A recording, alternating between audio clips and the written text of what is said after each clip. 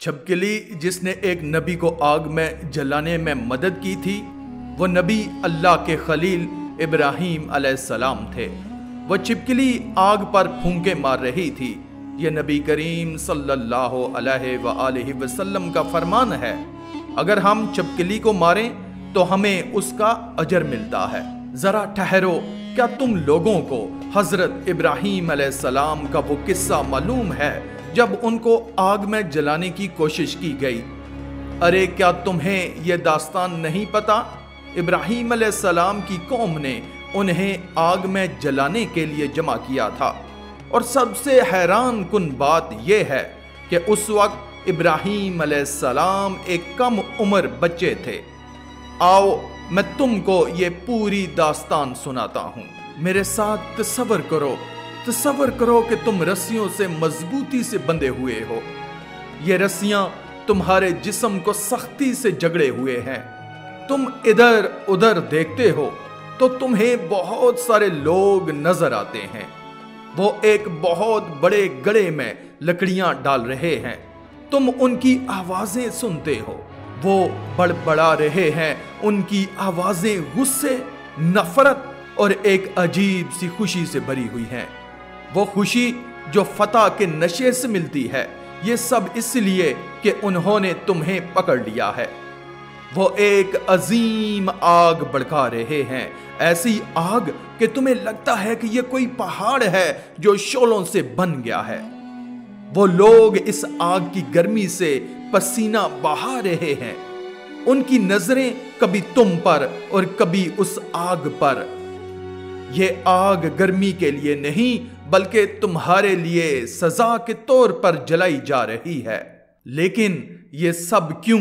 اس کی وجہ صرف یہ ہے کہ تم کہتے ہو لا الہ الا اللہ، میرا رب اللہ ہے، میں اس کے ساتھ کسی کو شریک نہیں کرتا۔ یہ کوئی خیالی کہانی نہیں، یہ سچی داستان ہے جو اللہ کے نبی ابراہیم علیہ السلام کے ساتھ پیش آئی۔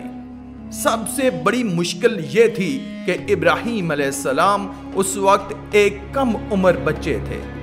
ابراہیم علیہ السلام بہت مشکل حالات میں پیدا ہوئے۔ اس وقت نمرود نے حکم دیا تھا کہ اس سال پیدا ہونے والے تمام بچوں کو قتل کر دیا جائے۔ اس کی وجہ ایک عجیب خواب تھا جس نے نمرود کو پریشان کر دیا تھا۔ اس لیے ابراہیم علیہ السلام کی ماں نے انہیں ایک ویران غار میں چھپا دیا۔ ابراہیم علیہ السلام اس غار میں رہے یہاں تک کہ حالات کچھ پرسکون ہوئے، لیکن جب ان کی ماں انہیں لینے آئیں وہ حیران رہ گئیں۔ ابراہیم علیہ السلام غیر معمولی طور پر بڑے ہو چکے تھے۔ یہ ابراہیم علیہ السلام کی معجزات میں سے ایک تھا۔ کہا جاتا ہے کہ وہ غار میں غیر معمولی تیزی سے بڑھے۔ ایک ننھا بچہ جو خود کچھ نہ کر سکتا تھا، وہ ایک مضبوط، خود مختار اور نمایاں بچے میں تبدیل ہو گیا۔ جب وہ غار سے باہر آئے، اللہ تعالیٰ نے انہیں ایک عظیم الشان نشانی دکھائی۔ اس نشانی نے ابراہیم علیہ السلام کے دل میں ایمان کو پختہ کر دیا۔ انہوں نے جان لیا کہ اللہ ہی ان کا رب ہے جس کا کوئی شریک نہیں۔ یہیں سے انہوں نے اپنی قوم کو دعوت دینا شروع کیا۔ انہوں نے بت پرستی کی مذمت کی، لوگوں کو نصیحت کی، ان سے بحث کی، لیکن قوم نے ان کی بات کو سنجیدگی سے نہ لیا بلکہ مذاق اڑایا۔ آخرکار ابراہیم علیہ السلام نے ان کے تمام بت توڑ ڈالے۔ قوم اس حرکت کو برداشت نہ کر سکی۔ سب نے مل کر فیصلہ کیا کہ ابراہیم علیہ السلام کو آگ میں جلانا ہوگا تاکہ وہ سب کے لیے عبرت بن جائیں۔ ایک اہم بات یاد رکھیں، نمرود کوئی معمولی شخص نہ تھا، وہ ایک ذہین اور طاقتور حکمران تھا جس نے دنیا کو ایک عالمی نظام کے تحت متحد کیا تھا۔ اکثر لوگ سمجھتے ہیں کہ نمرود شر کا مظہر تھا، اس لیے وہ بیک وقت جاہل، کمزور اور بے وقوف بھی ہوگا، لیکن یہ سچ نہیں۔ نمرود نہایت ذہین تھا، اس کے بنائے ہوئے کچھ نظام آج بھی استعمال ہوتے ہیں۔ وہ نہ صرف طاقت سے بلکہ اپنی ذہانت سے دنیا پر حکومت کرتا تھا۔ وہ بحث و مباحث سے اور لوگوں کو قائل کرنے میں ماہر تھا۔ جب ابراہیم علیہ السلام نے بت توڑے تو قوم نے ان سے سخت بحث کی، لیکن ابراہیم علیہ السلام کی دلیل اتنی مضبوط تھی کہ وہ ہار گئے۔ انہوں نے کہا ہم اس کی دلیل کو نہیں ہرا سکتے سوائے اس کے کہ ہم اسے جلا دیں۔ انہوں نے کہا جلاؤ اسے اور اپنے معبودوں کی مدد کرو، لیکن وہ اسے فوراً نہیں جلا سکتے تھے۔ انہیں نمرود کی اجازت درکار تھی، کیونکہ نمرود نے ایک عالمی نظام قائم کیا تھا جس کے تحت کوئی بڑا فیصلہ اس کی منظوری کے بغیر نہیں ہو سکتا تھا۔ چنانچہ انہوں نے نمرود کو پیغام بھیجا اور ابراہیم علیہ السلام کے فعل سے آگاہ کیا۔ نمرود کے لیے یہ معاملہ زیادہ اہم نہ تھا، اس نے فوراً اجازت دے دی کہ اسے عبرت کا نشان بناؤ۔ اب قوم نے آگ تیار کرنا شروع کی۔ وہ ہر جگہ سے لکڑیاں جمع کرنے لگے۔ یہ کوئی معمولی آگ نہ تھی، بلکہ ایک عظیم آگ تھی جس کا مقصد پورے عالم کو پیغام دینا تھا کہ ابراہیم عبرت کا نشان بنیں گے۔ وہ کئی دنوں تک لکڑیاں جمع کرتے رہے۔ ہر قسم کی لکڑی ختم ہو گئی، لیکن لوگوں نے اپنے گھروں سے لکڑیاں عطیہ کیں اور اس اجر میں شریک ہونا چاہتے تھے جو ان کے خیال میں نیک کام تھا۔ سب لوگ ابراہیم علیہ السلام کو نقصان پہنچانے پر متفق ہو گئے، یہاں تک کہ عورتیں جن کے بچے بیمار تھے وہ بھی زیادہ لکڑیاں لائیں، امید کہ یہ ان کے بچوں کی شفا کا سبب بنے۔ کئی دنوں تک لکڑیاں جمع ہوتی رہیں، یہاں تک کہ لکڑیوں کا ایک عظیم پہاڑ بن گیا۔ سب اس بڑے واقعے کے بارے میں بات کر رہے تھے کہ چند دنوں میں اس بچے کو عبرت بنایا جائے گا۔ آخر کار وہ دن آ گیا۔ لوگ ہر طرف سے افواج کی صورت میں جمع ہوئے۔ ان کے چہروں پر نفرت اور خوشی کے ملے جلے جذبات تھے۔ شرک دل کو سخت کر دیتا ہے۔ کوئی ایک بھی نہ بولا کہ یہ ایک ننھا بچہ ہے، اس کے ساتھ یہ ظلم کیوں؟ اب یہ سب ایک بچے کے جسم کو جلا دینے کے لیے تیار تھے، لیکن شرک دل کو اس قدر سخت کر دیتا ہے کہ کوئی رحم نہ کرے۔ سب نفرت سے بھرے نعرے لگا رہے تھے، لیکن ابراہیم علیہ السلام وہ رسیوں میں بندھے ہوئے اللہ کے فیصلے پر راضی تھے۔ ان کا چہرہ سکون اور ایمان سے بھرا ہوا تھا۔ جو ان کا چہرہ دیکھتا وہ کہتا کہ یہ کوئی بچہ نہیں۔ ان کے دل میں سکون اور اطمینان کی ایسی کیفیت تھی کہ کوئی ان کی عمر پر شک کرتا۔ آگ بھڑکانے کا وقت آ گیا۔ آگ اتنی بڑھ گئی کہ وہ ایک شعلے کا پہاڑ بن گئی۔ اس کی گرمی سے لوگ پیچھے ہٹنے لگے۔ یہ آگ ایک بھوکے درندے کی مانند تھی جو ہر چیز کو نگل جانا چاہتی تھی، لیکن یہاں ایک مشکل تھی۔ کوئی اس آگ کے قریب نہ جا سکتا تھا کیونکہ اس کی گرمی سے چہرے پگھل جاتے۔ لوگوں نے مشورہ کیا۔ آخر کار ایک شخص نے کہا ہم منجنیق لائیں گے، ابراہیم کو اس میں باندھ کر آگ میں پھینکیں گے۔ سب نے اسے بہترین خیال قرار دیا۔ انہوں نے ایک عظیم منجنیق تیار کی ایک ننھے بچے کے لیے۔ اتنی بڑی منجنیق ابراہیم علیہ السلام کو اس میں باندھا گیا۔ سب اس لمحے کے منتظر تھے جب منجنیق چھوڑا جائے گا۔ ان لمحات میں جب ابراہیم علیہ السلام رسیوں میں جگڑے ہوئے تھے، انہیں کچھ معلوم نہ تھا کہ آگے کیا ہوگا۔ اسی وقت جبرائیل علیہ السلام نازل ہوئے۔ اے ابراہیم، تمہیں کوئی ضرورت ہے؟ کچھ مانگنا چاہتے ہو؟ ہم ایک لمحے میں سب کو تباہ کر سکتے ہیں۔ جو چاہو ہم کر دیں گے۔ ذرا تصور کرو اگر ہم اس حالت میں ہوتے ہم کیا مانگتے؟ شاید ایک لمبی فہرست تیار کر لیتے، لیکن جانتے ہو ابراہیم علیہ السلام نے کیا کہا؟ ایمان اور استقامت کی چوٹی پر کھڑے ہو کر انہوں نے کہا کہ اے جبرائیل، تم سے کچھ نہیں مانگتا، اور اللہ کے لیے بس اتنا کہ میرا رب کافی ہے اور وہ بہترین کارساز ہے۔ اللہ اکبر، یہ توحید کی عظیم مثال ہے، جسم پر لرزہ طاری ہو جاتا ہے۔ وہ کہتے ہیں جبرائیل، تم سے کچھ نہیں مانگتا، میرا توکل صرف اللہ پر ہے۔ یہ کوئی معمولی بات نہ تھی۔ جبرائیل علیہ السلام کو اللہ نے بھیجا تھا، لیکن ابراہیم علیہ السلام نے اپنا توکل خالص اللہ کے لیے رکھا۔ انہوں نے کہا کہ اے جبرائیل، میری شکایت صرف اللہ سے ہے، میرا رب مجھے کافی ہے۔ اور پھر ایک لمحے میں منجنیق چھوٹا، رسی کھلی اور ابراہیم علیہ السلام ہوا میں اڑتے ہوئے اس عظیم الشان آگ کی طرف بڑھے جو ہر چیز کو نگلنے کے لیے بے قرار تھی۔ قوم چیخ رہی تھی، جشن منا رہی تھی، سب کہہ رہے تھے ہم جیت گئے، ہم نے ابراہیم سے بدلہ لے لیا، ہم نے اپنے معبودوں کی فتح حاصل کر لی۔ وہ ایک ننھے بچے پر فتح پا کر خوشی سے نہال تھے۔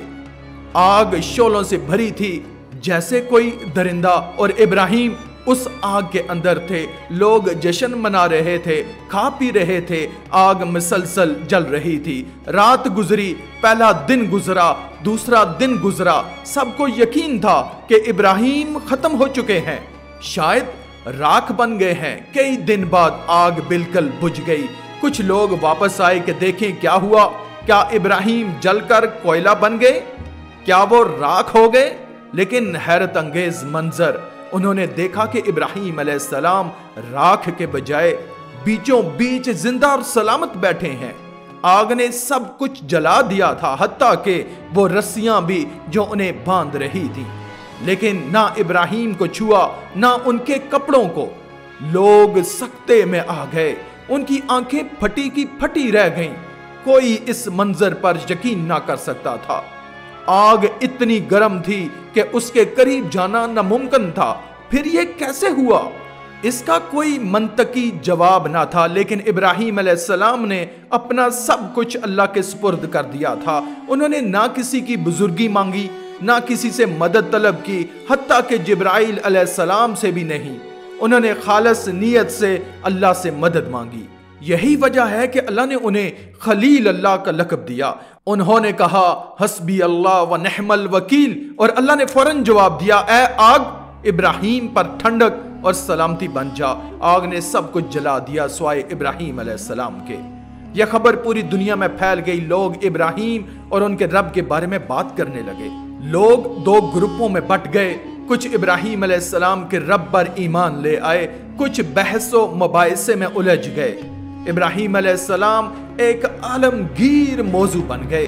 یہ خبر اتنی پھیل گئی کہ نمرود تک جا پہنچی۔ اس نے ابراہیم علیہ السلام کو طلب کیا۔ فوجی آئے اور کہا نمرود تمہیں بلاتا ہے۔ ابراہیم علیہ السلام اس کے عظیم محل میں داخل ہوئے۔ یہ محل نمرود کی طاقت اور عظمت کا آئینہ تھا۔ ابراہیم سر اٹھائے پر اعتماد انداز میں چلے، وہ نمرود کے سامنے کھڑے ہوئے۔ نمرود ایک تندو مند عظیم الجثہ آدمی تھا جسے دیکھ کر لوگ لرزہ کھاتے تھے۔ نمرود نے غرور سے کہا تیرا رب کون ہے؟ ہم نے سنا کہ تیرے رب نے تجھے آگ سے بچایا، بتا تیرا رب کون ہے؟ ابراہیم علیہ السلام سمجھ گئے کہ یہ سوال استفسار نہیں بلکہ چیلنج ہے۔ انہوں نے جواب دیا میرا رب وہ ہے جو زندگی دیتا ہے اور موت دیتا ہے، تو کون ہے بتا؟ نمرود ہنس پڑا، اسے ابراہیم کا جواب پسند آیا۔ اس نے کہا زندگی دینا اور موت دینا، میں بھی تو زندگی دیتا ہوں اور موت دیتا ہوں۔ اس نے اپنے فوجیوں کو بلایا اور کہا کہ 2 قیدی لاؤ جن پر سزائے موت ہے۔ فوجی 2 قیدی لے آئے جو خوف سے کانپ رہے تھے۔ نمرود نے کہا اسے مار دو۔ فوجیوں نے ایک قیدی کو قتل کر دیا، پھر اس نے کہا دوسرے کو رہا کر دو۔ پھر فخر سے ابراہیم کی طرف دیکھ کر بولا دیکھا میں بھی زندگی دیتا ہوں اور موت دیتا ہوں۔ لیکن ابراہیم علیہ السلام کے چہرے پر مکمل اعتماد تھا۔ انہوں نے کہا اچھا اگر تو واقعی اتنا بڑا ہے تو اللہ سورج کو مشرق سے نکالتا ہے، تو اسے مغرب سے نکال کر دکھا۔ نمرود کا چہرہ زرد پڑ گیا، اس کی ہنسی غائب ہو گئی۔ وہ اپنے ارد گرد دیکھنے لگا جیسے کوئی راستہ ڈھونڈ رہا ہو۔ اس کے ذہن میں ہزاروں خیالات دوڑ رہے تھے۔ اسے احساس ہو گیا کہ ابراہیم سچ پر ہے۔ اسے ڈر لگا کہ اگر اس نے ابراہیم کو قتل کیا تو شاید ان کا رب اس سے بدلہ لے جیسے اس نے آگ سے بچایا۔ سبحان اللہ، اکثر لوگ سچ کو اپنی آنکھوں سے دیکھتے ہیں لیکن اس سے منہ موڑ لیتے ہیں۔ نمرود جان گیا کہ اس کے پاس کوئی جواب نہیں۔ اس نے ہنسی مذاق کا سہارا لیا اور کہا یہ ننھا بچہ یہاں کیا کر رہا ہے، اسے لے جاؤ، مجھ سے دور کرو۔ یہ کوئی معمولی مباحثہ نہ تھا، یہ نمرود کے اقتدار کے زوال کی ابتدا تھی۔ اس نے اپنی قوم اور فوجیوں کے سامنے اپنی کمزوری چھپانے کی کوشش کی، لیکن سب کے لیے یہ واضح تھا کہ نمرود ہار گیا۔ فوجیوں کا رویہ بدلنے لگا، لوگ آپس میں سوال اٹھانے لگے کہ کیا نمرود واقعی خدا ہے؟ اس نے نسلوں کو یقین دلایا تھا کہ وہ خدا ہے، لیکن اب لوگ شک کرنے لگے۔ نمرود راتوں کو سوتا نہ تھا، اسے ڈراؤنے خواب ستاتے، وہ ہر جگہ ابراہیم کو دیکھتا۔ اس مباحثے سے اس کی سلطنت ڈگمگانے لگی۔ اسی دوران ابراہیم علیہ السلام نے سارا سے شادی کی۔ کہا جاتا ہے کہ سارا ان لوگوں میں سے تھیں جو ابراہیم علیہ السلام پر ایمان لائیں۔ نمرود کی سلطنت میں اضطراب بڑھتا گیا۔ آخرکار اس نے ایک عظیم منصوبہ بنایا، ابراہیم کے رب کو قتل کرنا، تاکہ وہ سب کو ثابت کر دے کہ وہی خدا ہے۔ اس نے ایک عظیم فوج تیار کی جس کا نام رکھا ابراہیم کے رب کو قتل کرنے والی فوج۔ اس نے پوچھا کہ ابراہیم کا رب کہاں ہے؟ لوگوں نے کہا آسمان پر۔ نمرود نے کہا ٹھیک ہے، دنیا کا سب سے بڑا برج بناؤ۔ انہوں نے ایک عظیم برج بنایا جو آسمان تک جاتا تھا۔ یہ ایک پل نما برج تھا جس پر لوگ چڑھ سکتے تھے۔ نمرود اپنی فوج کے ساتھ اس برج پر چڑھا، وہ اسے آسمان تک لے گیا، لیکن جب وہ سب سے اوپر پہنچے اللہ نے اپنا سب سے چھوٹا فوجی دستہ بھیجا، مچھر۔ یہ مچھر اللہ کی طرف سے تھے۔ انہوں نے نمرود کی پوری فوج کو کھا لیا، یہاں تک کہ صرف ان کی ہڈیاں رہ گئیں، صرف نمرود بچا۔ اللہ نے ایک مچھر اس پر بھیجا جو اس کے سر میں گھس گیا۔ نمرود بھاگا، لیکن وہ مچھر اس کے دماغ میں رہا۔ اللہ نے نمرود کے اقتدار کو تباہ کر دیا۔ وہ مچھر اس کے سر میں چوٹ مارتا رہا، یہاں تک کہ وہ بدترین موت مرا۔ کہتے ہیں کہ لوگ اس کے سر پر مارتے تھے تاکہ درد کم ہو۔ سبحان اللہ، یہ اللہ کی عظمت ہے۔ اس نے ایک ننھے بچے کو ایک طاقتور، ذہین اور جابر حکمران پر فتح دی۔ نمرود کا اقتدار ختم ہو گیا۔ اس کے بعد قبائل نے اپنی زمینوں پر حکومت شروع کی۔ دنیا میں اضطراب پھیل گیا کیونکہ نمرود کے جبر کے باوجود اس نے ایک طرح کا امن قائم کیا تھا۔ اسی وقت اللہ نے ابراہیم علیہ السلام کو حکم دیا کہ وہ بابل سے ہجرت کریں اور کسی نئی سرزمین کی طرف جائیں۔ جان لو کہ اگر پوری امت مل کر تیری بھلائی کرنا چاہیں، وہ صرف وہی کر سکتی ہے جو اللہ نے تیرے لیے لکھا ہے، اور اگر وہ تیری برائی کرنا چاہیں تو وہ صرف وہی کر سکتا ہے جو اللہ نے تیرے لیے لکھ دیا۔ قلم اٹھ چکے اور صحیفے خشک ہو چکے۔ اللہ کے لیے شکر اور یقین کے ساتھ عمل کرو۔ جان لو کہ ہر مشکل کے ساتھ آسانی ہے۔ ابراہیم علیہ السلام نے اپنی مشکل ترین لمحات میں، جب وہ منجنیق میں بندے تھے، جبرائیل علیہ السلام سے بھی کچھ نہ مانگا۔ انہوں نے اپنی دعا اور توکل خالص اللہ کے لیے رکھا۔ انہوں نے صبر کیا، اللہ سے مدد مانگی اور جان لیا کہ ہر مشکل کے ساتھ آسانی ہے۔ ہمیں یہ جاننا چاہیے کہ اللہ کے لیے خالص توحید اور دعا طاقت ہے، کمزوری نہیں۔ کمزوری یہ ہے کہ ہم اللہ کے علاوہ دوسروں سے مانگیں جو خود کمزور ہیں۔ جبرائیل علیہ السلام جیسے عظیم فرشتے سے بھی ابراہیم نے کچھ نہ مانگا، کیونکہ ان کا یقین تھا کہ طاقت صرف اللہ کے پاس ہے۔ توحید سب سے عظیم چیز ہے۔ اللہ کے لیے خالص عبادت، دعا اور توکل تمہیں بلند کرتا ہے۔ دوسروں سے مانگنا، خاص طور پر مردوں سے جو کچھ نہیں کر سکتے، تمہیں کمزور کرتا ہے۔ اگر کوئی صالح ہے تو اس کی صلاحیت اس کے لیے ہے، تمہارے لیے نہیں۔ ہم صرف اللہ سے مانگیں گے، صرف اسی سے مدد طلب کریں گے۔